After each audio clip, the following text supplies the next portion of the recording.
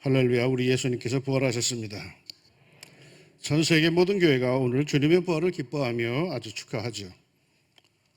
그런데 예수님께서 부활하신 게 왜 그리 즐겁고 기쁜 일일까요?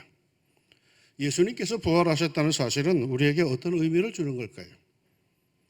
어느 목사님이 얼마 전에 부활 이꼬르 하나님의 나라라는 제목으로 설교문을 제게 보내왔습니다. 부활은 신비이다 라고 하면서 소제목으로 부활 사건의 의미를 말씀하시는데 그 첫 대목들만 인용하면 이러합니다. 첫째, 부활 사건은 인간 실존의 의미를 부여하는 사건입니다. 둘째, 부활 사건은 하나님의 역사를 증거하는 사건입니다. 셋째, 그러므로 부활 사건은 우리 각 사람이 이 땅에 그리고 나의 삶의 현장에 하나님의 나라를 세우는 일에 적극 동참할 것을 촉구하는 진군 나팔 소리입니다. 무슨 소리인지 알겠습니까? 얼른 이해가 되십니까? 맞는 말씀인 것 같은데 조금 정직하게 고백한다면 그렇기에 부활이 축복이요 큰 기쁨이라는 게 사실은 피부에 와 닿지가 않습니다. 공부를 많이 한 사람들에게는 구구절절 맞는 말씀이고 다시 한번 그 의미를 깊이 생각해 보면 고개가 끄덕여지는 말씀이지만은 평범한 우리들에게는 이게 과연 그리 큰 축복인지 실은 피부에 와 닿지는 않습니다. 부활, 그것이 왜 우리에게 그토록 눈물겨운 감격스러운 신명나는 축복의 소식입니까? 저는 그 부활이 주는 기쁨, 그 축복을 복음서에서는 찾지를 못했습니다. 복음서, 마태, 마가, 누가, 요한복음서에 나타난 예수님의 부활의 소식을 접한 사람들의 한결같은 반응은 모두가 다 두려움, 불신이었습니다. 예수님의 부활 소식을 듣고 뛸 듯이 기뻐하며 할렐루야 찬양한 사람이 단 한 명도 없습니다. 모두들 두려워합니다. 모두들 반신반의했습니다. 복음서에서는 부활 사건이 결코 기쁨의 축복의 소식이 아니었습니다. 그러나 복음서 뒤를 잇는 사도행전에서는 다른 모습을 보게 됩니다. 복음서에서는 거의 모두 우울하고 기죽고 두려워하던 예수님의 제자들이 사도행전에 들어서서는 태도가 자세가 180도 달라집니다. 생기가 넘치고 뭔가 파워풀하고 두려움이 없습니다. 자신만만합니다. 왜 이렇게 돌변합니까? 물론 오순절 성령 강림으로 그러하지만은 또 다른 사실, 그들이 담대하게 전하는 내용을 들어보면은 짐작이 갑니다. 오늘 읽은 성경 본문이 바로 그 첫 번째 설교입니다. 겁쟁이 베드로가 성령이 충만하여 담대히 설교합니다. 하나님께서 보내주신 메시아 나사렛 예수를 너희가 무법자들의 손에 빌려 죽였다. 그러나 하나님께서는 그를 죽음 속에 두실 수가 없었다. 그래야 마침내 하나님께서 그를 살리셨다. 그러면서 이 베드로가 증거로 인용한 것이 시편 16편 8절 이하입니다. 이른바 다윗의 메시아 예언시입니다. 그러므로 내 마음이 기뻐하였고 내 혀도 즐거워하였으며 육체도 희망에 거하리니 이는 내 영혼을 음부에 버리지 아니하시며 주의 거룩한 자로 썩음을 당하지 않게 하실 것이미로다. 이 베드로의 설교에 의하면 이미 구약 성경에 예수님의 부활이 이렇게 예언되어 있다라는 것입니다. 이스라엘의 성군 다윗의 노래로 말이죠. 다윗은 하나님의 사람으로 자신의 후손 다윗의 후손 중에 메시아가 태어날 것을 알았고 장차 그분은 이렇게 될 것이다라고 성령 충만한 가운데 이렇게 미리 예언한 것이라고 베드로는 설교하는 것입니다. 근거가 뭘까요? 다윗은 이미 죽었고 그 무덤도 자기들에게 있으니 이는 내 영혼을 음부에 버리지 아니하시며 주의 거룩한 자로 썩음을 당하지 않게 하실 것이미로다 라는 이 말씀은 다윗 자신을 말한 것이 아니고 이거는 분명 다윗의 자손 메시아를 두고 한 예언이다라는 것입니다. 맞죠? 그러니까 베드로의 설교 결론이 뭐냐? 32절 이 예수를 하나님이 살리신지라 우리가 다 이 일의 증인이로다.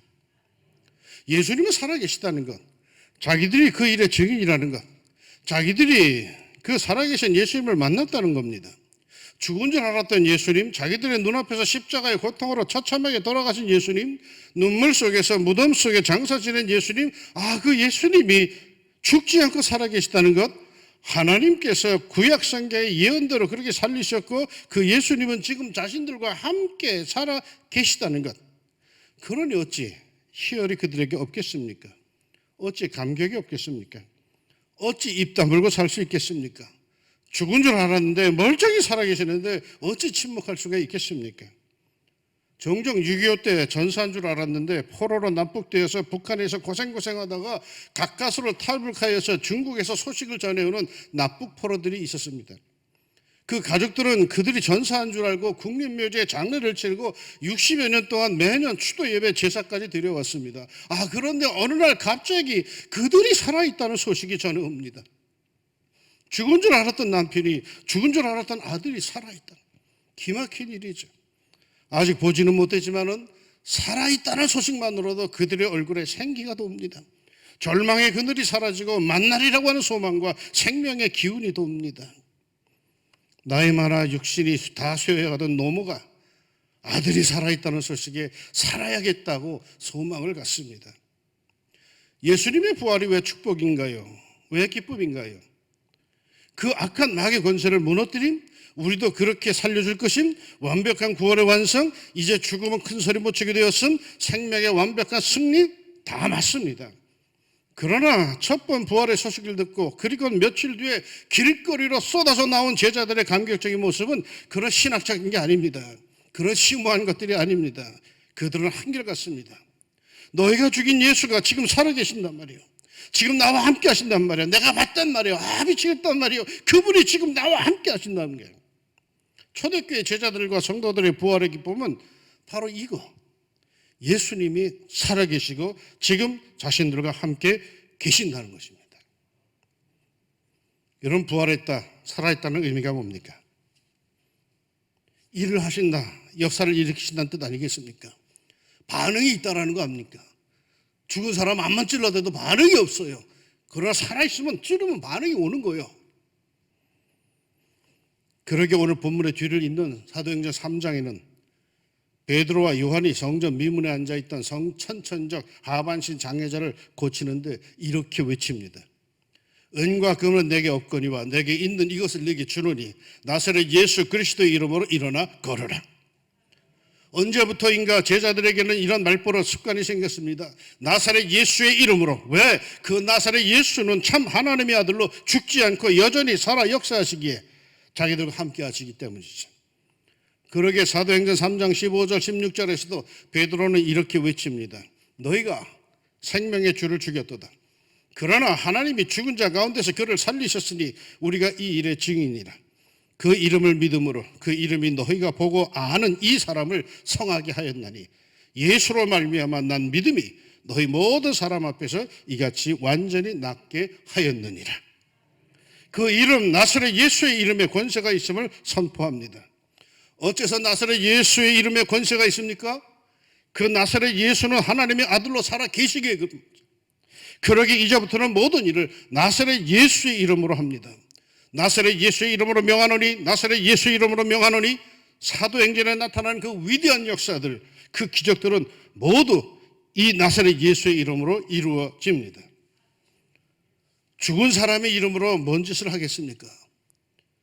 죽은 사람의 이름을 아무리 들먹거려도 그 사람 자체가 죽어버렸는데 무슨 반응이 오겠습니까? 석가모니의 이름으로 해봐야 소용없어요.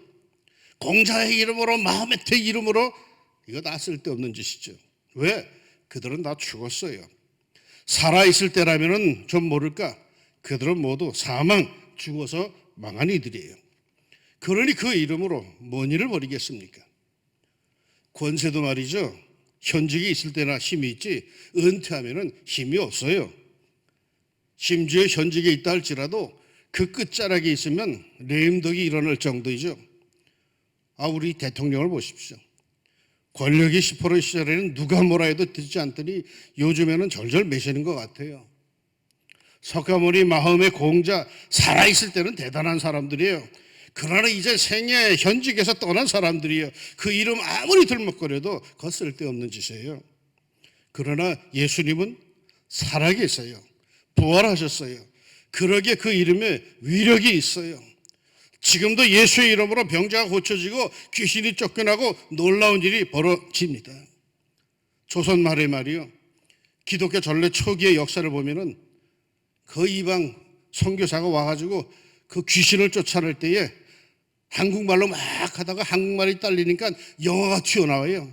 Get out in the name of Jesus Christ. 영어를 해요. 그런데 이 조선 귀신이 어떻게 영어를 공부했는지 그 말을 알아듣고 쫓겨나가더라고. 그게 상천하지의 모든 권세를 받으신 살아계신 우리 구주 예수님의 권세이기 때문에 가능한 일입니다. 부활신앙이 뭡니까? 예수님이 살아계신 신앙이에요. 그 살아계신 예수님이 지금 나와 함께 하신다는 신앙이에요. 그러게 나에겐 더 이상 절망이 없다는 신앙이죠. 나에게 늘 소망이 있고 어두움 뒤엔 광명이 있다는 신앙, 나에게 무너지지 않는 잔잔한 희망, 그 찬란한 희망이 있다라고 하는 신앙입니다. 그러기에 부활신앙이 있는 사람은 흔들리지 않아요. 현실에 무릎 꿇지 않아요. 그 어떤 어려움이 있더라도 이게 끝이 아님을 알아요. 살아계신 우리 예수님이 나와 함께 하시니 그 예수님이 나를 도와주셔서 현실을 변화시켜 주실 줄로 믿습니다. 나는 사람들의 태도를 보고 그 사람에게 부활신앙이 있는지 없는지를 압니다. 말로는 아무리 어떤 멋진 말을 하더라도 난 믿지 않아요. 그 사람이 실제로 살아가는 모습을 볼 때에 거기에 정말 예수 부활의 신앙이 있는지를 알 수가 있어요. 부활의 신앙이 없는 사람은 어둡습니다. 부활의 신앙이 없는 사람은 조금만 어려움이 닥쳐도 무너집니다. 주저앉습니다. 그리고 팔자 타령을 합니다. 그러나 부활의 신앙이 있는 사람은 흔들리지만은 무너지진 않아요. 결국 포기를 몰라요. 그에게 생명력이 충만해요. 그 뭔가가 느껴져요. 그에게서는. 예수님의 제자들에게는 말이죠, 부활신앙이 없었어요. 부활이란 말을 예수님 생전에 들었지만 그것에 대한 감각이 없었어요. 사흘 만에 내가 살아나리라, 갈릴리로 가리란 말씀도 이 제자들이 이미 들었지만 경험해 본 적이 없기에 그것조차 그저 추상적으로 뭔가 상징적으로만 이해했어요. 그러니 예수님께서 십자가에서 돌아가시자 모두들 일시에 무너집니다. 그 중에 어떤 이는 야, 이젠 틀렸어, 고향으로 가자 하면서 낙향을 합니다. 어떤 이는 참담함과 답답함에 홀로 방 안에 틀어박힙니다. 사람 만나는 게 무서워집니다. 우울증에 빠집니다. 자신들이 의지하던 분이 십자가에서 조롱받고 처참하게 돌아가셨으니 이제 자기들의 신세가 뭔가, 야, 이거야말로 낙동강 오리알 신세. 창피하기도 하고 막막하기도 하고 두렵기도 하고. 그런 제자들을 예수님이 부활하셔서 찾아가셨습니다. 그들에게 평강을 주셨습니다. 그리고 그들과 함께 40일을 지내시며 당신이 정말 살아계심을 확신을 시켜주셨습니다. 제자들은 비로소 부활하신 예수님, 예전에 그 예수님의 사랑과 능력이 무궁무진하신 그 예수님이 그대로 자기들과 함께 하심을 체험했습니다. 그러기에 제자들은 마침내 일시에 길거리에서 쏟아져 나옵니다. 당신들이 죽인 예수는 살아나셔서 지금 나와 함께 하신다는 말이요, 당신도 이 예수를 좀 믿으시오. 그 살아계신 예수님이 당신의 삶도 지켜주시고 당신에게도 복을 주실 것입니다. 신학적인 것은 그 다음의 문제였습니다. 지금 예수님이 살아계시고 자신들과 함께 하신다는 게 이게 중요했던 것이죠. 종교인은 이 살아계신 예수님을 체험하지 못합니다. 머리로 믿는 사람들은 예수님이 살아계시다는 말을 제대로 이해를 못합니다. 저 천국에 살아계시지 라는 정도입니다. 그러나 부활의 신앙은 그게 아니에요. 제자들이 감격했던 그 부활신앙은 저 천국에 살아계시다는 게 아니라 지금 이곳에 나와 함께 하신다는 것, 그 예수님이 나의 모든 것을 보시고 들으시고 아시고 느끼시고 그리고 나를 붙들어 주신다는 것, 그러기에 말이요, 할렐루야가 나오는 거예요. 은혜 받는다는 게 뭐예요? 여러 경우가 있지만요, 결국은 예수님이 분명히 살아계시고 지금 나와 함께 하신다는 확신이에요. 부활하셔서 2021년 4월 4일의 삶을 사는 오늘의 나와 이곳에 함께 하신다는 거예요. 그러기에 부활하셔서 살아계신 나사렛 예수의 이름으로 명하노니 성도는 하나님의 생명의 은총에 참여할지어다. 복되게 살지어다. 강건하게 살지어다. 나사렛 예수의 이름으로 건강할지어다. 할렐루야. 외칠 수 있는 게 성도야. 외칠 수 있는 게 부활의 신앙을 소지한 사람들이지. 부활의 신앙이 없으면 다 그래 그럴 수도 있지 뭐 이러고 살았는데 예수님이 살아계시고 지금 이곳에 함께 하시고 내 예배를 받으시고 내 찬양을 받으시는 그분이시다. 나는 그분의 이름으로, 내 이름이 아니야, 양목사 이름 아니야, 이장로 이름이 아니야, 예수의 이름으로, 나사렛 예수. 왜? 그분이 살아계시니까.